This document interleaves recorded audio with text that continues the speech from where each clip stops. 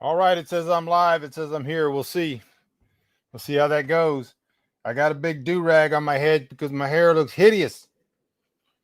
Anyways, I hope you guys are here. I hope somebody's going to show up. My name is Michael Bunker. This is the Bunker Nation. I'm going to be your host for the evening. I hope my sound and my video are working. Somebody please let me know. You can type in the comment section if the audio and video are working. But pile in here, everybody. Push in to the Bunker Nation, and you can come into the comment section. You don't even have to worry about social distancing. You don't have to worry about wearing a mask. Just push on in here, and you can write in the comment section where you are, where you're from, what's going on. If you have questions or comments, anything you want to talk about, topics you'd like to see discussed. Don't wait. People wait. They wait till there's a break in the conversation when they think it might be a good time, and then I have to sit there for 2 or 3 minutes because of the internet. So hello, Scott. Hello, Hava. Hello, Pat. Hello, Chris. Glad the audio and the sound's working good. I appreciate it. Everybody come in, hit the like button. Do that thing. You know what to do. Hey, I welcome everybody. I also want to welcome all you future people. Future people are the people that aren't watching this live. If there is, up here somewhere, I don't know, up here, it says live, then it's live. If it doesn't say live, then it's not live. It's that simple. People are always writing me comments 2 days later because they think it's live. Hello, Heidi. Hello, Ethan. Good to see everybody. We got to do the box thing because this is a professional show, and we're professionals, and that's what professionals do, is they have like little intros and whatnot. Of course, I clicked on the wrong thing because I'm not a professional. What happened to my box? There it is.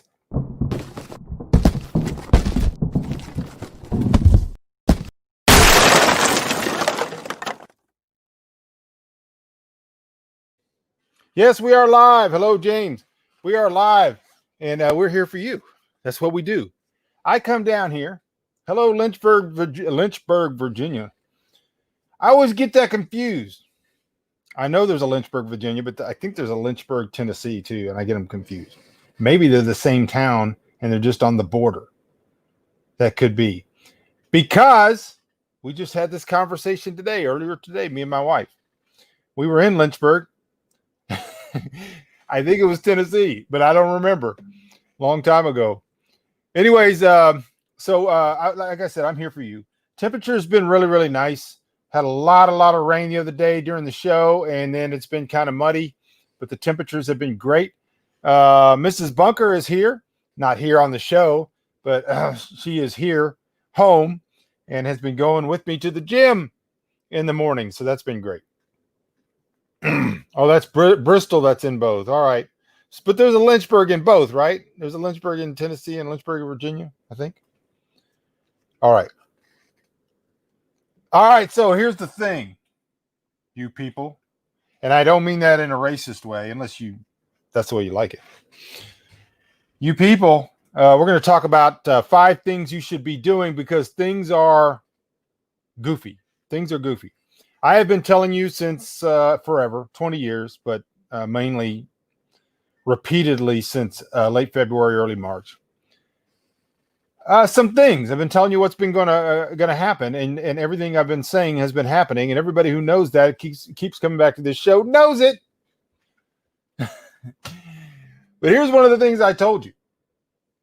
I told you that I don't know anything about viruses. I know zero about them. I'm not a doctor. I'm not any type of expert, and so I don't comment on viruses because I don't know anything about them. But I also told you the thing is not the thing. That the thing is always just the thing that everybody's attracted to, everybody's looking at, but the real thing is always something else. And that you have to pay attention to people's behavior. You have to pay attention to people's potential and not just look at the thing that they want you to be looking at. And I said, long before it happened, that we would have a series of shortages. Toilet paper was one, meat was another, quite a few other ones, and we went through those. And long before those things happened, I was telling people to go out and secure those things and make sure you have access to those things. And then I said this over a series of shows. I said, we're going to have a summer in which things are going to return somewhat to normal, to a new normal, but to a normal. Stuff will be in the stores. Meat will be in the stores. Toilet paper will be in the stores. And you, the people of the world, the mass man, because you're stupid, don't take that individually to be true. But the mass man, you will sink back into your old habits and you will forget what you should have learned.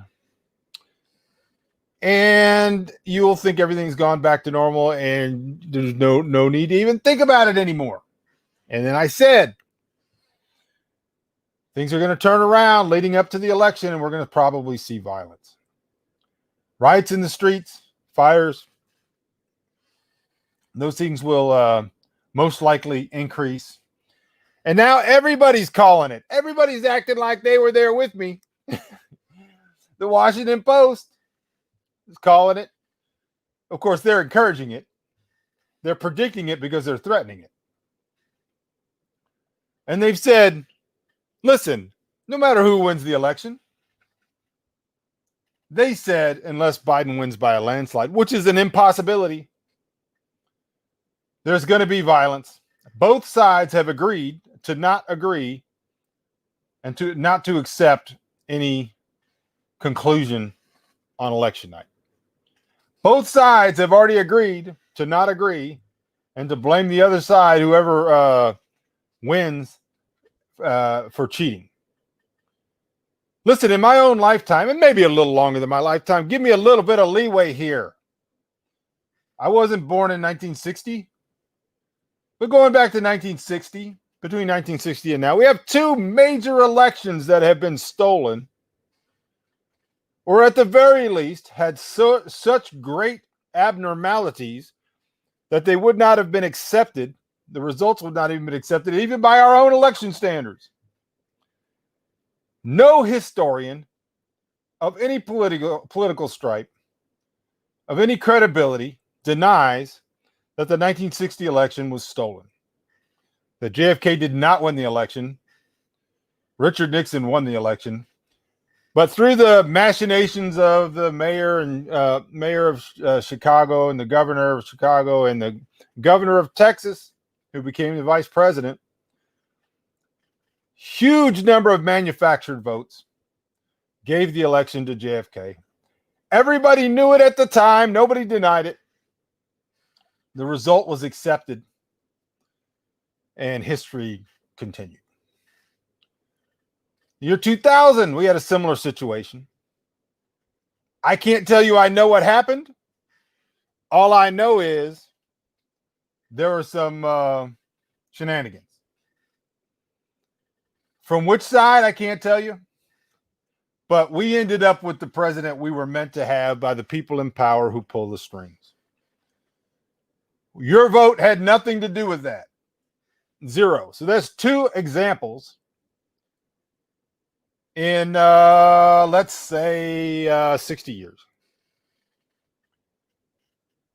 And this one is even worse because now, before the election even happens, before the lawyers are even on site, before the campaign lawyer committees are showing up, both sides have already announced they have no intention of accepting any result that doesn't declare them the winner. And they plan on dragging it out in the courts or by whatever means necessary. And both sides are calling that there's going to be violence. Now, we already know this is true. We had violence in 2016. We already know this is going to happen. This is the slowest sucker punch in history. To be caught holding the bag or an empty bag after November 3rd, you would have to be severely mentally challenged to not see this coming. Now, of course, I saw it coming way, way long before anybody else did. I started talking about it in 2017. And I've been posting posts on Facebook of me talking about this very thing going back that far. So here's the thing. Everybody knows it's coming. The people who are originating it are telling you it's going to happen. And I still get comments from people that are saying, I hope you're wrong. Well, first of all, I wouldn't be wrong. I've said from the beginning, I'm not predicting anything. I'm just almost always right. If some guy was sitting on your sofa for 15 years and he was telling you who was going to win football games and he was always right, doesn't mean he has some superpower. I would listen to him. That's all I'm saying.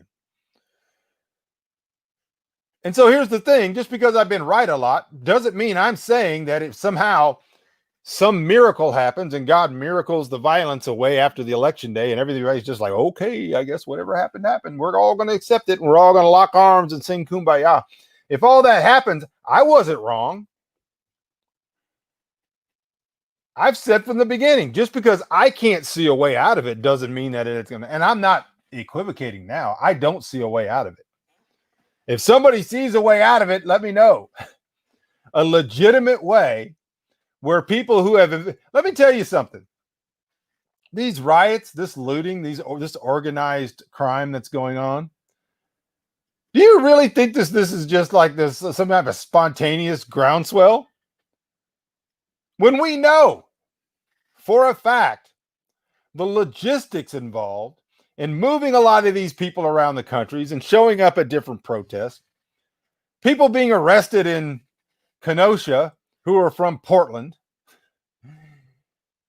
these people are being moved with a logistical machine that rivals UPS, which means there are people and corporations and government organizations involved, including the highest levels of our intelligence infrastructure, that are asking for this, that want it to happen and are allowing it and encouraging it to happen.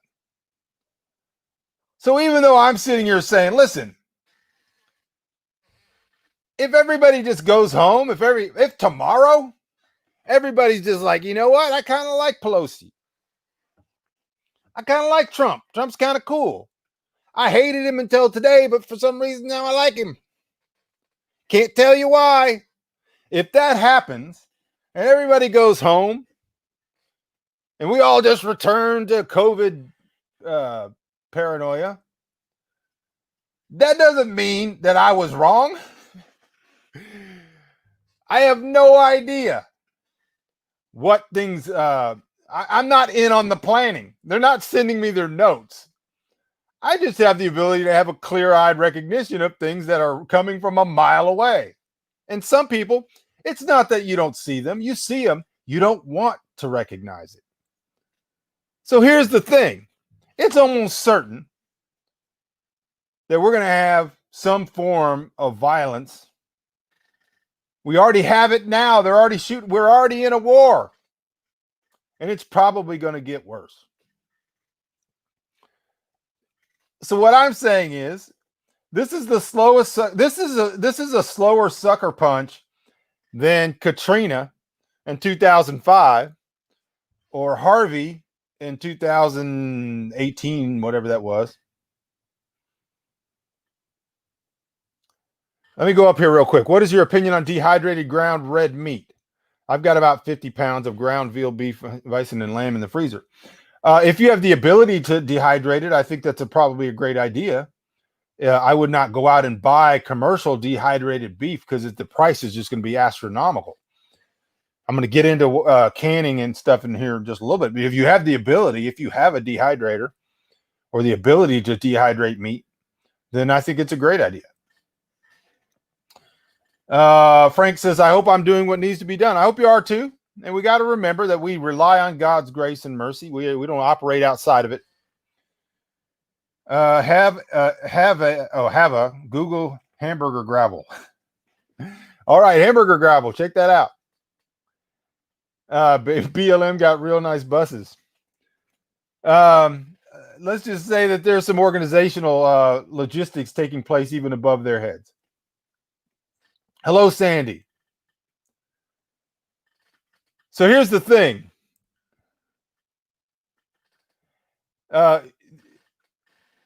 We already know. We've been talking about what's been going on. We've been talking about this since, if you've been following me since 1997, you've already known all of this stuff, and you've seen it coming a mile away, and we've been right all along. However, let me see what I can do here.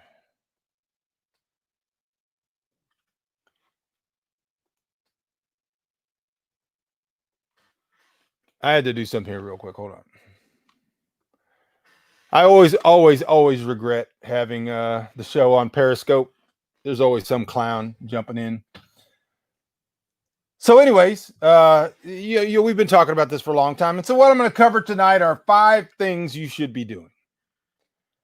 Not counted amongst those 5 is you should be liking this show. You should be sharing this show. You should be subscribing to this show. You should be hitting the bell thingy so that you get notifications on shows like this and let other people know about it. Now, I've done a couple of these in the past, and I did an article recently that came in Shoot On magazine on 7 things you should be doing, but those things sometimes change. Sometimes they don't. Some of these you're already going to know. We've already talked about them, but we're going to cover these things. Hello, everybody. Hello, Nancy. Hello, Avery. I don't do any write-ups, but all these videos are available on YouTube. All right. So here's the thing. What 5 things should you be doing? Number 1, in no particular order. Hello, Nicole. Secure mission critical supplies. Now, I don't know what that is for you. It's going to be different for you than it is for me.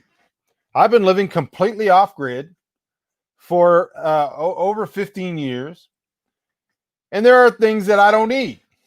I'm not rushing out to the store to buy toilet paper or rushing out to the store to buy meat. But I have to look at my situation, and I have to think. Get a pad of paper and sit down and think about what things are necessary that are mission critical for you. Start throwing out stupid things like hair dryers and how you're going to get to work or how you're going to get to school. If things get that bad, that's not one of your concerns. But do start thinking about things like food, cooking, lighting, heat, shelter, and start thinking about how you might continue to be able to do these things wherever you are if the resources that you rely on daily are taken away or are not available. Number 1, mission critical things that you need to be looking at.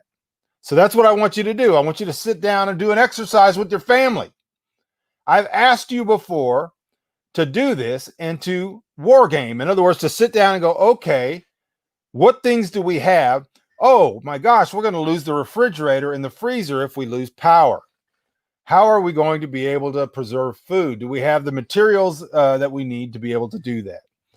Do we have shelf-stable foods available for days or even weeks if necessary? Do we have the ability to procure food? Those type of things. So think about mission critical items that you might need to get, and they're going to be different for everybody.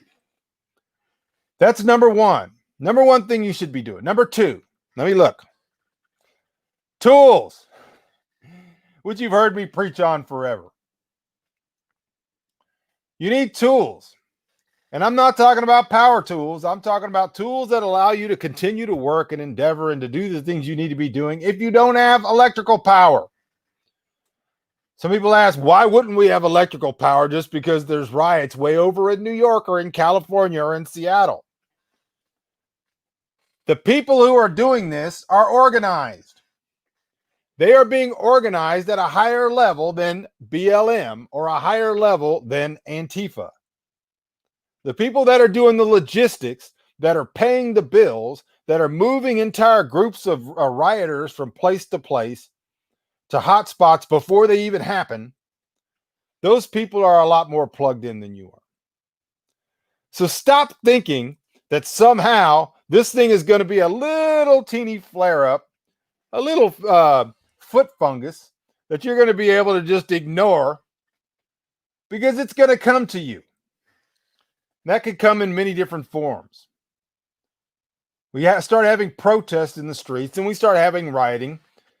Just today, I was sent a video. Thank you, Chris. I appreciate it. That's how we keep doing this. I appreciate that very much. I was sent a video of Antifa marching in New York City, and they were chanting that they were going to burn down all the businesses and burn down all the homes and burn down the suburbs, and they were going to do all this. That's not even where this thing ends. They're going to block highways. They're going to stop trucking. They're going to burn down distribution centers. They're going to interfere with your way of life because that's what they want. The end of this is not anything that anybody is asking for. The goal of this is not racial equality or anything else. The goal is absolute universal Marxism. And they're only going to get that when everybody is equally poor or equally dead. Stop thinking like an idiot. Stop thinking that we're dealing with a couple of pocketsfuls of ignorant little people. Thank you, Nancy, very much, who don't know what they're doing. Just because you know that they're recruiting idiots out of mama's basement to walk around with football helmets and beat people with bike locks doesn't mean that's who you're dealing with. The thing is never the thing. Have you ever heard Michael Bunker tell you that? The people you're seeing are not the thing. They're being manipulated by the people who are doing this and who want universal, worldwide Marxism. And they've done this time and time again over the last century. I just wrote a book on it. That book's called God in the Storm, and it talks about exactly how they did this. The Khmer Rouge did this in Cambodia. During my life, I would love to share with you those stories. In fact, I loved so much that I wrote a book about it. And so here's the thing. As long as you're looking at the situation and with your eyes, and you're looking out there and you're saying, well, there's a riot way over there 3,000 miles away, and that's got nothing to do with me, so I'm going to get all the Rice Krispie treats and Hot Pockets I want. Nothing bad is going to happen. You idiot. 5 months ago, you were screaming and crying because you couldn't get toilet paper, and there was no excuse for it. There's no excuse for it. There's no excuse for you now looking at situations and saying nothing bad is going to happen where I am. Nothing bad, no shortage is going to happen to me. Unless you have the memory of a gnat. In our own day, in this year, in 2020, we have had shortages that make absolutely no sense. This is not predictable. The only thing that's predictable is that it's going to happen. And the only other thing that's predictable is that the people who are pulling the strings know what they're doing. I laugh every time I see this whole theory that somehow this war is going to be big, fat, stupid people in their mom's basements and well-trained vets from Afghanistan. That's who the two parties are going to be. Things are not that easy. Asymmetric warfare doesn't work that way. Things are different when you don't have a supply line. I love our military people. I think you guys are wonderful. You have, however, constantly think with the supply line mentality, and all that has to happen is that supply line has to break and everything goes to hell in a handbasket. Read Wick, my book. Read it. It's a manual for how society collapses in real life. And it's based on history. It's based on hundreds of years of what went on throughout Europe. World War I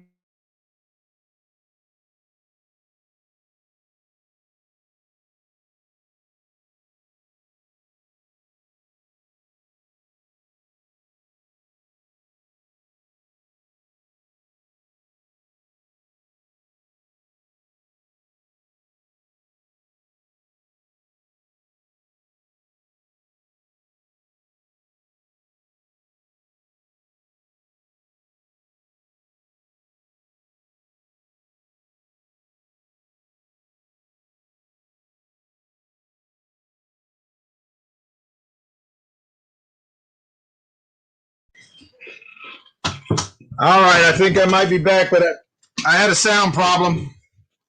Now I'm trying to fix it.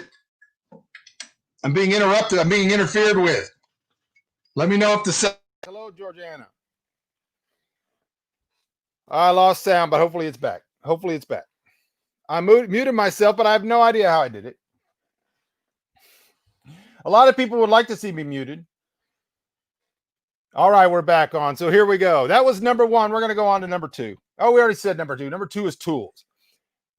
Start thinking about tools that don't require electric power. That's pretty simple. Hammers and saws. I'll give you a quick story before we move on. Several years ago, around 2012 or so, I decided to go take lessons from an actual school on furniture building that was a non-electric, non-power tool school. So you had to learn to use hand tools. Of course, we all grew up in my age using hand saws and using hammers and whatnot. Did not know that at that age, I did not know how to use a hand saw. There's actually a trick to it. And so I actually had to learn how to do it. Now is the time for this learning to be taking place. You need to learn what tools you might need, not just tools for carpentry. You need to be thinking about canning food. You need to think about dehydrating food. You need to be thinking about those type of things. Hand tools are great, but you need to be thinking about cutting tools. You need to be thinking about all weapons or tools. Clothing, making clothing, sewing materials. All of these are tools. Hello, Thaddeus. Great to see you. Thaddeus knows. He knows what happens when these people try to take over. God bless you, brother. So anyways, that's number two. Number three, let's go to it. I have to be able to read my handwriting. Analyze your layout and your geography. Find out where you are. What threats are near you? What things could go south for you? And what benefits do you have? So analyze your geography, analyze your area. What foods are readily available? I've been shocked to be some places in the country and there's food everywhere. Just everywhere, hanging on the trees. You need to know where the good things are, the good things you can get, and you need to know where the bad things are, things you need to avoid. There are videos on maintaining tools, and they are fabulous and they are free on YouTube. Absolutely. Some great sites on sharpening tools, sharpening hand saws, all sharpening knives, all sorts of things. Great stuff. Great question, by the way. All of that stuff right now is available on YouTube, and you can download them. Analyzing your area allows you to create a list, even if it's mental, of the pros and the cons and the things that you might need to ameliorate, the things you might need to fix. All right. Perhaps there are some small changes you can make. Perhaps there are some things you could plant. Perhaps there's a tree you could plant that would produce fruit as early as the spring. Just think about these things. Think about your topography. Think about your geography. Think about your layout. Think about your map. I can't do it for you. There's too many of you. That's number three. Number four,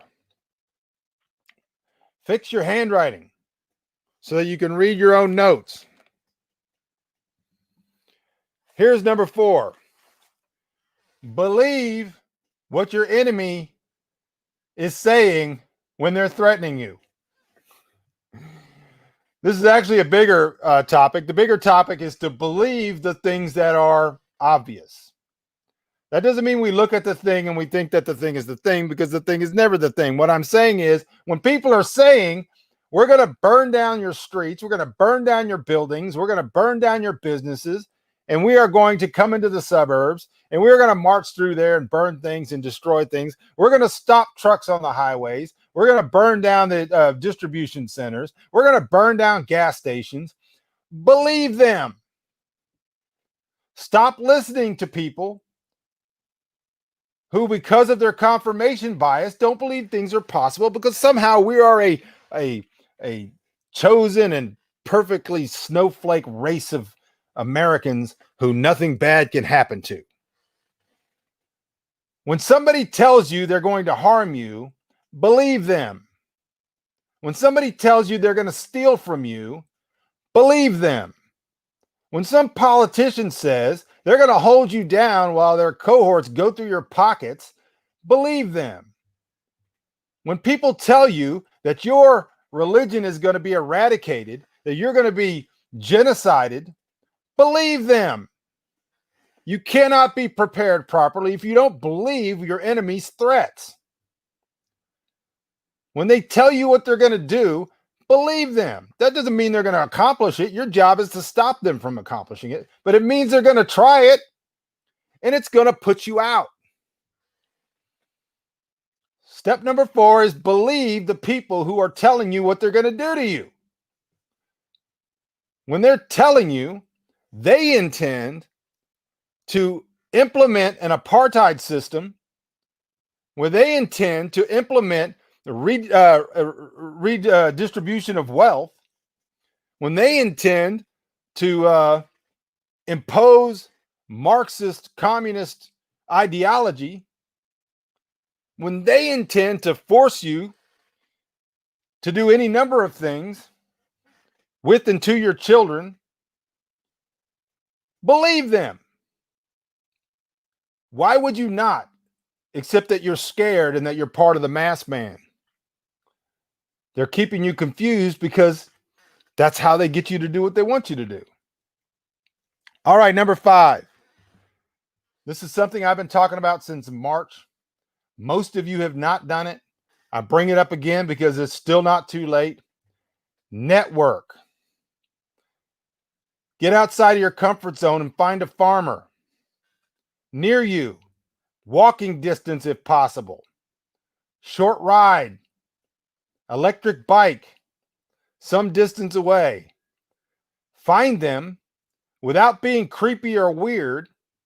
Become an ally, become a friend, network with them and other farmers and other people who have the ability, who have resources, who have the ability to provide things, and be a benefit to them today.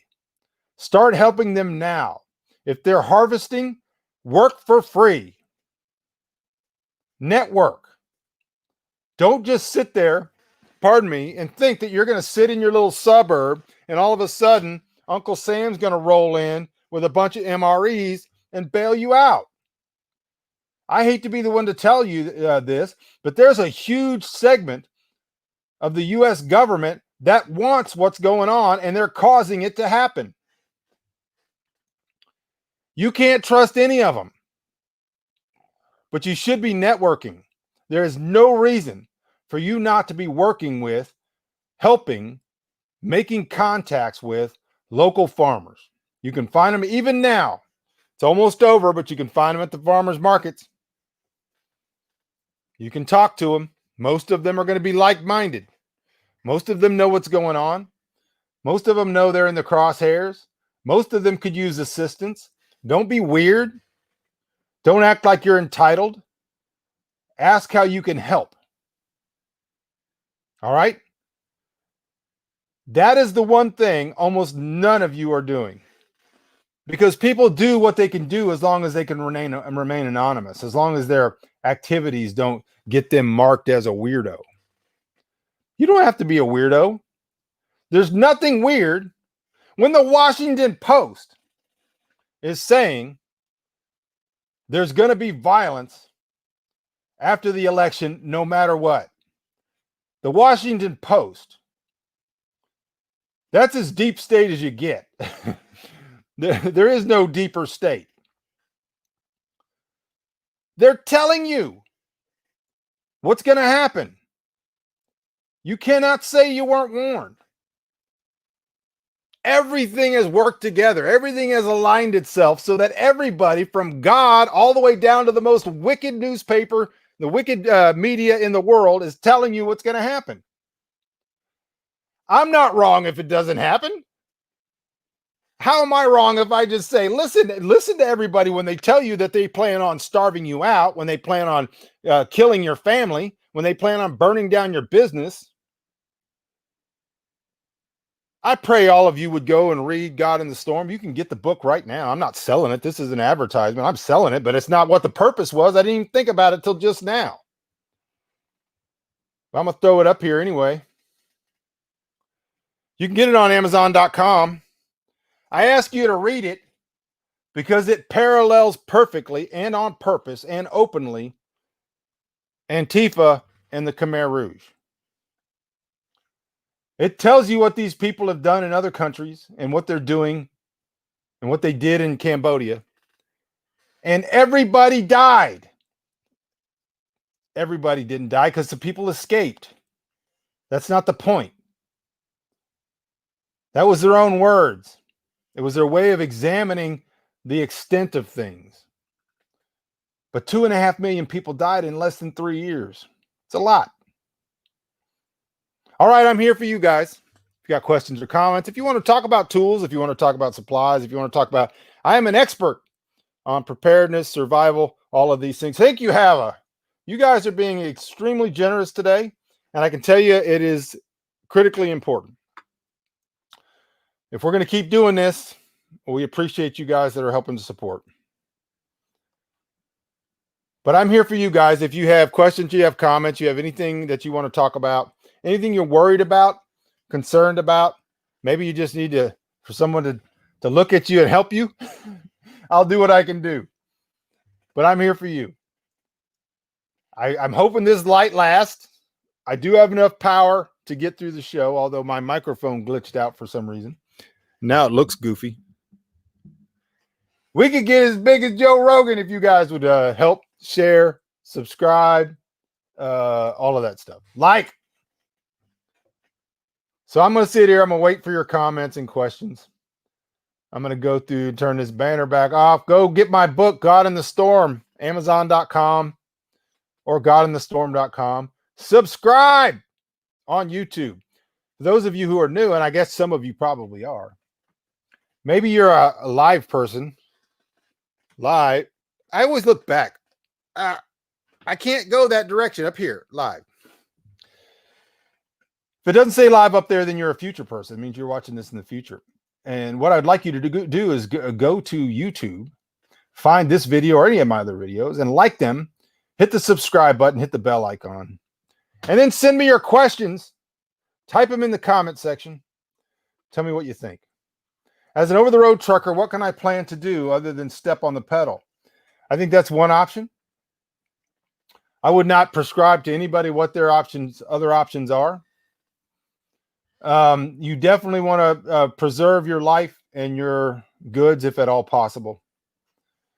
But I can't tell you what to do. I mean, the options that are available are small.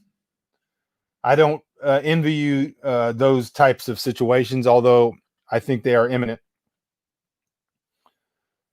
What we hope is that there's some intervention from on high, that somehow some sanity, some sense of equity and empathy and history and love intervenes and people step back from the precipice. Don't plan on it.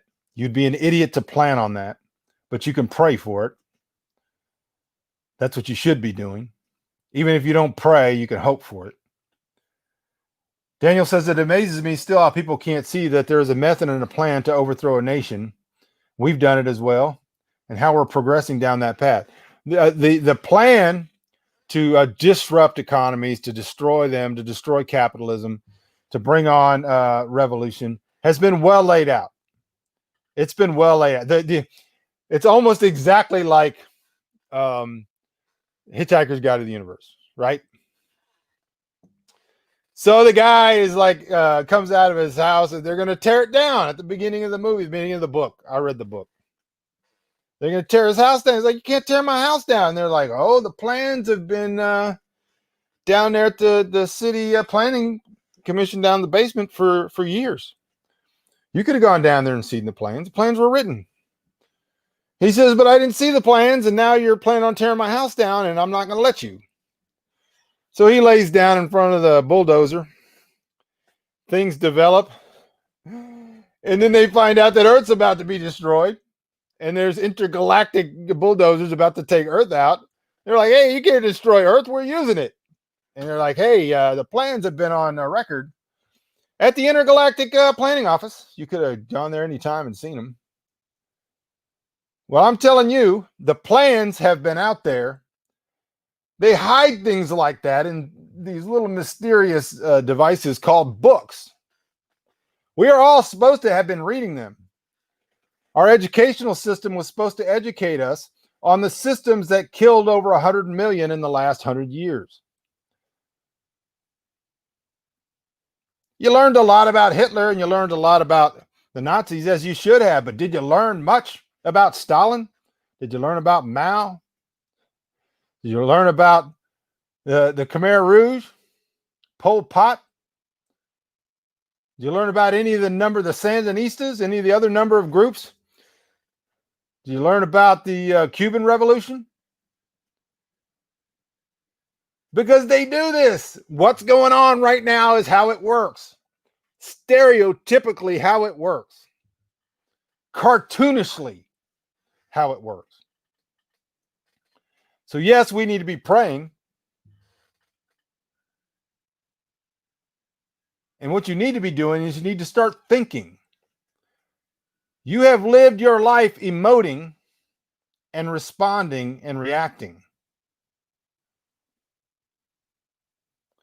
Is there a plan B if I'm not available on YouTube? Great question. We're working on that right now. I'm also broadcasting on Facebook, and I'm also broadcasting sometimes on Periscope, but we're going to be expanding that into some of the backup places that we can go where it's not going to be as easy to shut us down. So yes, hopefully very soon we're going to be putting this up on some other platforms that will be fallbacks, and then that will be announced very publicly. Read anything from Saul Alinsky. The problem with that, and there's nothing wrong with reading it and learning it, but the problem is that the left has been very, very successful in making Saul Alinsky into the boogeyman. You know, they've been able to just this Saul Alinsky stuff. Hopefully, people can do things like read my book on God in the Storm, and they'll just see it laid out perfectly, exactly how they did it, exactly what's going on right now, and how they've done it throughout the last century, how they did it in the Russian Revolution, of which I'm also an expert. So as always, I'm here for you guys. We're at 42 minutes, so I don't have very many minutes left. I don't usually try to go too much farther than this, but if you have questions or comments, I'm here for you. I want to thank everybody for your super chats. That money is well worth it as far as I'm concerned, because I've been telling you the future for as long as you've known me. And the ability to get the message out for more people to hear it. The super chats are a great way to do that. For those of you who don't know, if you're on YouTube, you can go down below the where you type in your comments, and there should be a little $sign. You can do it. You can do a super chat. The other way to do it, let me pop up a deal right here, a little banner. You can go to michaelbunker.com/fundraiser, or anywhere on the michaelbunker.com page, right around here. You click on that partner subscribe, and you can do a monthly subscription, $5 a month, and keep this show on the air and let more people get to see it. Subscribing is always a great help. But I appreciate you guys. What's coming in terms of a new revolution? That's what I've been talking about. We're already in it. We're already in it. We're already in a new revolution. It's just getting started. How it turns out, I can't tell you. I don't know the future. All I can tell you is that I'm almost always right. I have been speaking in front of these same people, for many of them, for 20 years. And so what's coming? We're going to see a building up of things happening up until October. In October, there's going to be manipulations by the left and the right that are going to cause a lot of hostilities, ramping up. Supposedly, there's been a call for 50-day siege of the White House starting September 17th, which is an important date. And we're going to start seeing things like that happening, riots in the streets, conflicts between left and right, building up into a election that both sides have already announced they do not plan on accepting the results unless they win. And then it's going to spill over from there. The other day I mentioned 2 history books to read. The first was First Frontier, but I had a computer problem that didn't hear the second one. The second book is called Making Haste from Babylon. And the author's name is Nick Bunker. No relation that I know of. Making Haste from Babylon. It specifically focuses on the Plymouth Pilgrims, but it tells you a lot about what was going on at the time and gives you a better overview when read in concert with The Last Frontier of the foundation of America in very real terms, rather than the propaganda that's going around. What do you recommend for homeschooling a young male teen? I've done the general math, English, history, and science, but I'd like to do something very practical now. My personal recommendation is, first of all, reading is more important than anything else. If you've taught basic math, he needs to be doing some self-guided reading in serious topics, and those things will open up the door to everything. Once he realizes that it's not about going into a place and learning a thing that you need to do another thing. That's not the way intelligence works. Intelligence is knowing how to learn anything that you need to know. I can learn anything that I need to know, and I know how to do it. And I have, because of my own philosophy, gathered together the resources so that when all this power goes away and I can't run the solar power and I can't get batteries, I have over 3,000 books. And anything I need to know is going to be there. And so that's the biggest lesson in homeschooling in my mind. You get those basics out of the way, and then you need to do some serious, everything needs to be reading and writing reports. Science is important, but other than some remedial science, a lot of that stuff's not going to be applicable to anything that's going on or anything that's going to be going on, unless he plans on pursuing a life in engineering or physics or something else like that. Reading and learning how to learn is the number one thing that you can do. I talk to people all the time, and I open up in front of 400, 500 people the floor to anybody that has a question about anything. And the reason I can do that is because I've been reading so overwhelmingly for so long that there's very few things that, and I, of course, will tell you if I don't know something or it's some area in which I'm not an expert, I do that. But I can also tell you a lot about a lot of things because I know how to learn, and how to learn is the trick. Reading is the thing. Intelligence is the ability to adapt to change. I agree with that. All right, y'all. We're running out of time. I appreciate you guys tuning in. As always, God bless you all. I love you. That's why I do this. Lord willing, I'll be back. If not tomorrow, then maybe the next day. Could be tomorrow. Could be the next day, but I'll see you when I see you. I appreciate you all. Subscribe. Make a comment on YouTube in the comment section. Let me know what you think. Any topics you want to talk about, questions you want to talk about, things you want me to talk about in other shows. Got one more question here. What is more important, understanding the scientific method or math? I would say I can't answer that question. They're both important. But I'm not talking about advanced math. I'm talking about basic math and understanding the scientific method. To me, are all one thing. They're things you need to know, and they both involve a logical sequence. All right, y'all. Good night. I love you. I'll talk to you soon.